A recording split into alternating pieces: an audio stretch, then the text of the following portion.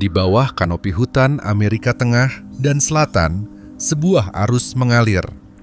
Bukan sungai, bukan pula hewan besar, tapi lautan tubuh kecil yang berpadu menjadi satu.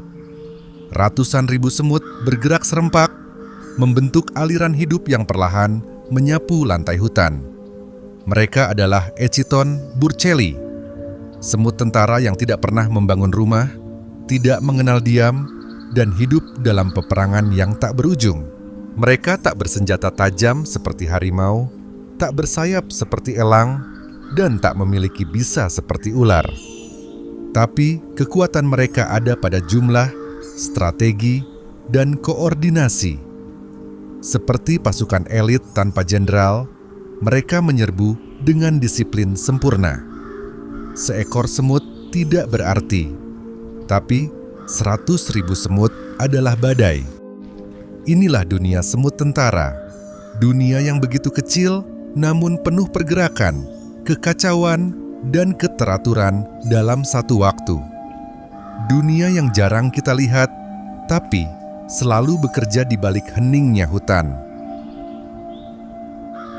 Untuk memahami semut tentara Echiton burchelli, kita harus memulai dari fondasinya. Siapa mereka dan mengapa mereka begitu berbeda? Echiton burchelli adalah spesies semut tentara nomaden yang berasal dari hutan tropis Amerika Tengah dan sebagian Amerika Selatan. Mereka terkenal bukan hanya karena kekuatan koloni mereka, tetapi juga karena gaya hidup mereka yang unik. Selalu berpindah, tidak pernah membangun sarang permanen, dan hidup dalam formasi pasukan. Koloni Echiton bisa mencapai hingga 700.000 individu, dengan sistem kasta yang sangat teratur. Ada ratu, satu-satunya semut betina yang bertelur, yang tubuhnya bisa membesar luar biasa saat produktif.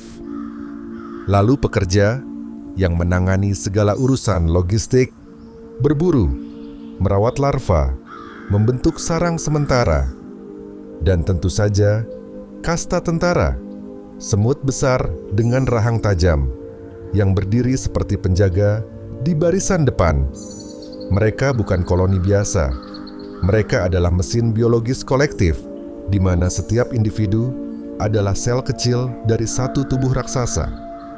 Dalam setiap denyut hidup mereka ada keteraturan, dan dalam setiap kekacauan ada peran yang tertanam. Setelah mengenali siapa mereka, kita akan menyusuri bagaimana mereka hidup.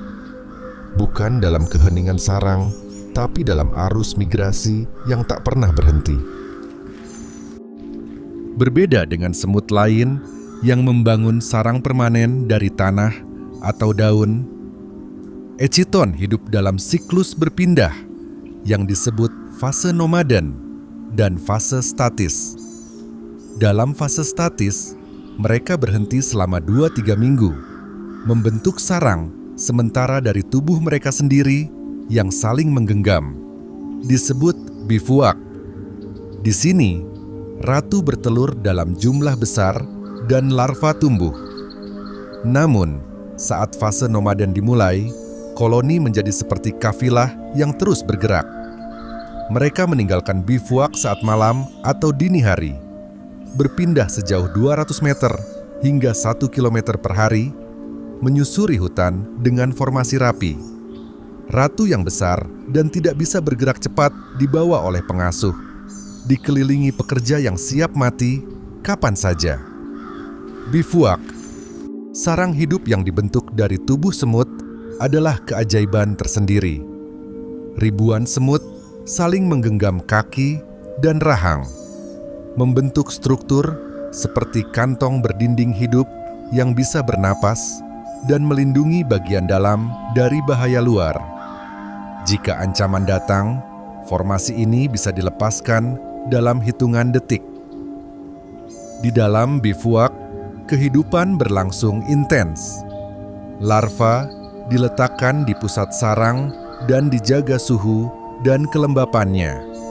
Semut pengasuh bekerja tanpa henti, memberi makan, membersihkan, dan memindahkan larva bila perlu. Di dinding luar, semut penjaga bergantian menjaga keamanan. Seperti kastil hidup, bivouac bisa berubah bentuk, disesuaikan dengan medan sekitar, menggantung di pohon, menempel di celah, atau berdiri di tanah terbuka. Mereka tidak membawa batu, tidak mengumpulkan kayu. Mereka membawa satu sama lain, dan ketika istana hidup itu harus dibongkar, mereka tidak meninggalkan puing, hanya jejak feromon di tanah yang segera memudar. Kini, saat kita tahu bagaimana mereka hidup tanpa rumah, mari kita lihat bagaimana mereka berburu, dan bagaimana semut-semut ini mengubah lantai hutan menjadi medan perang. Dalam dunia semut, Echiton adalah pasukan penyerbu. Mereka tidak berburu secara individu. Mereka berburu seperti arus. Dalam setiap pergerakan, ribuan semut menyebar membentuk formasi kipas lebar yang disebut raiding swarm. Di garis depan, para pekerja pencari bergerak cepat, menyusuri celah-celah tanah dan daun. Begitu menemukan mangsa, sinyal kimia dilepaskan dan dalam hitungan detik, ratusan hingga ribuan semut datang menyerbu. Mangsa mereka bervariasi. Serangga lain, larva, telur, laba-laba, bahkan hewan kecil seperti katak muda atau anak burung. Tidak ada yang aman jika mereka berada dalam jalur serangan. Koordinasi mereka luar biasa. Tanpa pemimpin pusat, mereka bisa mengepung, membunuh, dan mengangkut mangsa dengan efisiensi luar biasa. Setiap semut tahu tugasnya. Beberapa mengunci mangsa, yang lain menggigit, sementara sisanya mengangkut potongan tubuh ke barisan belakang. Seolah medan perang menjadi jalur distribusi makanan. Setelah itu, hasil buruan dibawa kembali ke bivouac, tempat larva-larva menunggu makanan. Seperti tentara yang kembali dari pertempuran, mereka membawa trofi. Bukan untuk dibanggakan, tapi untuk memastikan kelangsungan hidup generasi berikutnya. Namun, bagaimana mereka bisa melakukan semua itu tanpa suara, tanpa aba-aba, tanpa satupun panglima perang? Jawabannya ada dalam bahasa sunyi, feromon. Tidak ada suara, tidak ada panggilan perang, tapi setiap gerakan, setiap keputusan disampaikan lewat sinyal kimia, feromon. Ketika seekor semut menemukan mangsa, ia meninggalkan jejak feromon di tanah. Semut lain yang mendeteksi jejak itu akan memperkuatnya, menciptakan jalan komunikasi yang cepat dan efektif. Feromon bukan hanya untuk berburu. Mereka digunakan untuk menyusun barisan, menandai rute, memberi sinyal bahaya, bahkan mengatur struktur sarang hidup. Dalam diam, mereka berbicara lebih cepat dari manusia. Dalam kesunyian hutan, mereka memetakan dunia. Sistem ini bukan hanya efisien, tapi juga fleksibel. Jalur yang padat bisa dialihkan, medan yang sulit bisa dihindari, dan musuh yang kuat bisa dielakkan. Semua terjadi karena satu hal, kolektif yang cerdas. Setelah memahami bahasa mereka, kita mulai mengerti bagaimana kekuatan bukan hanya terletak pada otot, tapi juga koordinasi.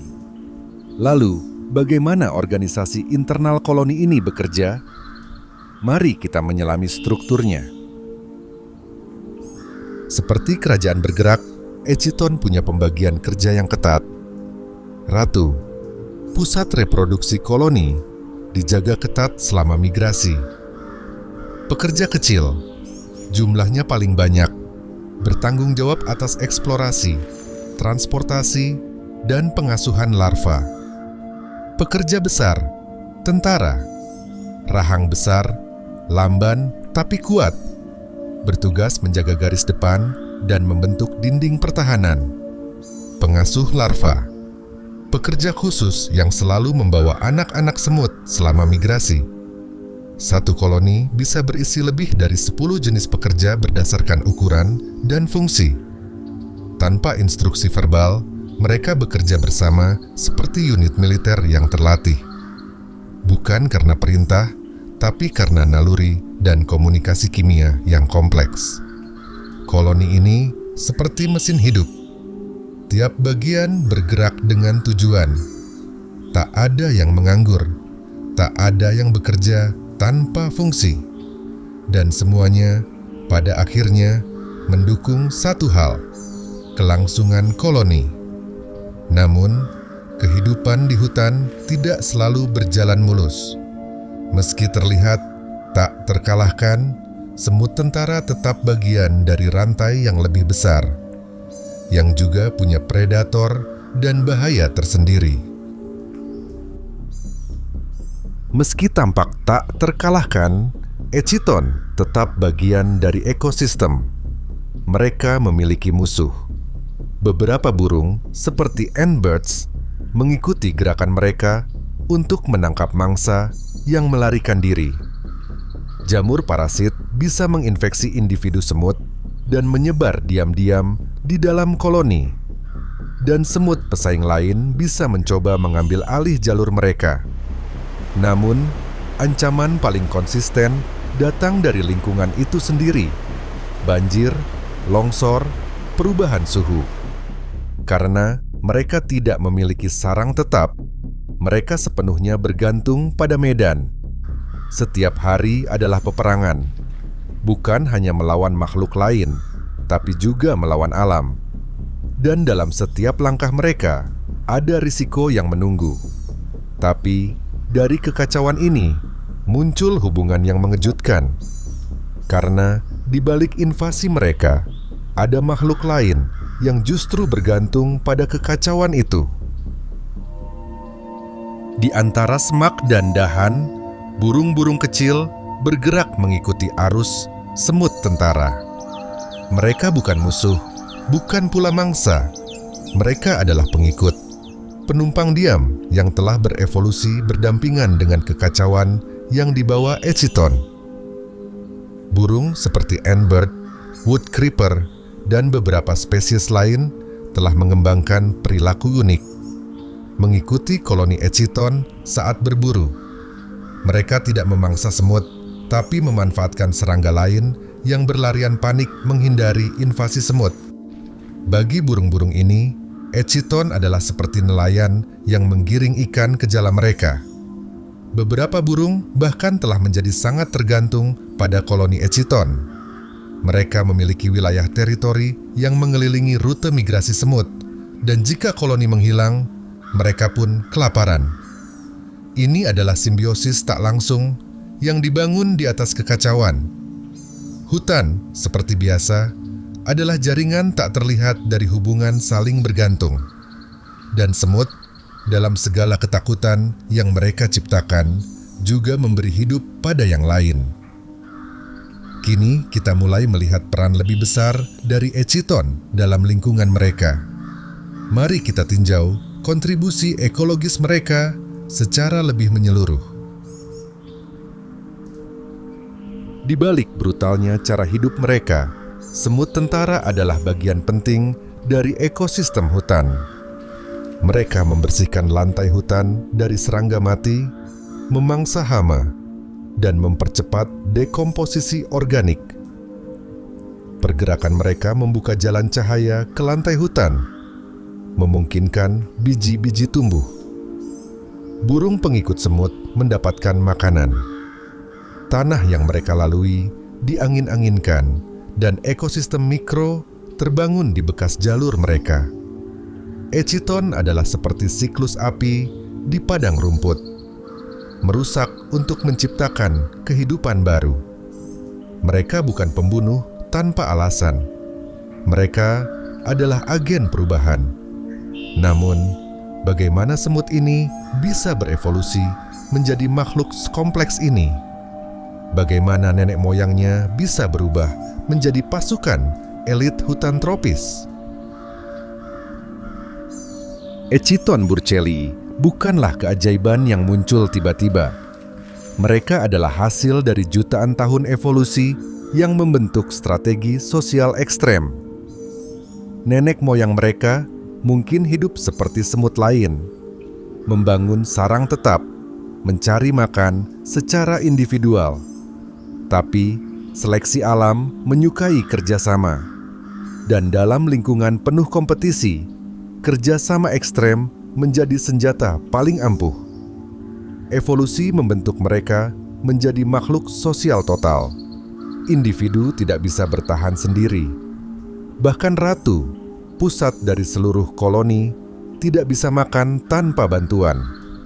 Rahangnya tidak bisa mengunyah. Pekerja tidak bisa berkembang biak, dan tentara hanya tahu menyerang. Mereka seperti organ tubuh. Satu kehilangan fungsinya, semua runtuh. Ini adalah bentuk kehidupan yang tidak bergantung pada satu individu, tapi pada sistem yang utuh. Dalam semut tentara, kita melihat versi lain dari kecerdasan, bukan yang lahir dari otak besar, tapi dari koordinasi sempurna antara makhluk kecil. Saat kita memikirkan kecerdasan, kita sering membayangkan otak besar. Tapi Echiton membuktikan bahwa kecerdasan kolektif bisa melampaui batas individu. Mereka tidak tahu kemana akan pergi, tapi bersama-sama mereka selalu sampai. Tidak ada hierarki seperti manusia, tidak ada pemimpin tunggal, tapi ada keteraturan yang lahir dari kekacauan, dari jejak-jejak kecil yang dibaca oleh ribuan pasang kaki. Dalam sunyi lantai hutan, mereka menulis kisah peperangan, kerjasama, dan pengorbanan. Mereka tak bernama, mereka tak dikenal, tapi mereka membentuk ulang hutan setiap hari. Semut tentara bukan hanya hewan kecil, mereka adalah pasukan biologis, tanpa rumah, tapi tak pernah kehilangan arah.